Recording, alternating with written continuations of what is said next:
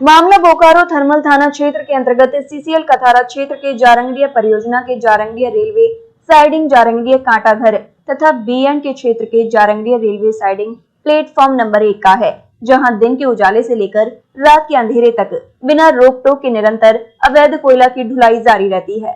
ये हम नहीं बल्कि तस्वीरें साफ बयां कर रही हैं। पहली तस्वीर जारंगड़िया रेलवे साइडिंग प्लेटफॉर्म नंबर 1 की है, जहां दिन के उजाले में साइकिल से कोयला ढुलाई होते देखी जा रही है।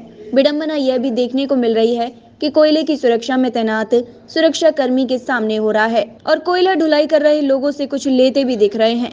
दूसरी तस्वीर जारंगड़िया कांटा घर की है, जहां कांटा घर पर कांटा कराने आई हाईवा वाहनों से कोयला उतार लिया जा रहा है, जबकि इस जगह भी कोयले की सुरक्षा के लिए सीसीएल द्वारा सुरक्षा गार्ड लगाए गए हैं और सीसीटीवी कैमरे भी लगाए गए हैं, जो हर पल पल की तस्वीर कैद कर रहे होते हैं। उसके बाद भी धड़ल्ले से अवैध ढुलाई का कार्य जारी है। तीसरी तस्वीरें सीसीएल कथारा क्षेत्र के कथारा क्षेत्रीय सुरक्षा विभाग के अधिकारियों द्वारा की गई छापेमारी अभियान की है, जहां छापेमारी के दौरान अवैध कोयला ढुलाई कर रहे लोगों का कोयला की बोरी को जब्त कर बोरी को काटकर नष्ट किया जा रहा है। तीनों तस्वीरें साफ बयां कर रही हैं कि किस तरह जारंगड़िया कांटा घर, जारंगड़िया रेलवे साइडिंग, जारंगड़िया कुली खदान से अवैध कोयला की ढुलाई जारी है। अब सवाल उठता है कि कोयले की सुरक्षा में दर्जनों सीसीएल सुरक्षा गार्ड लगाए जाने के बावजूद कोयला ढुलाई थमने का नाम क्यों नहीं ले रही है, ये बड़ा सवाल है। आपको बताते चलें कि उक्त अवैध कोयला ढुलाई जारंगड़िया कांटा घर से खेतों को पुल होते हुए तथा जारंगड़िया पुल होते हुए विभिन्न मंडियों तक होती है, जिस मामले पर संज्ञान लेते हुए बोकारो थर्मल थाना के द्वारा बीते कुछ दिनों पूर्व खेत को पुल पर पुलिस की चौकसी लगाई गई थी, जिसके बाद कोयले की अवैध ढुलाई थम सी गई थी। लेकिन उक्त चौकसी भी 4 दिन की चांदनी फिर अंधेरी रात की तरह ही साबित हुई।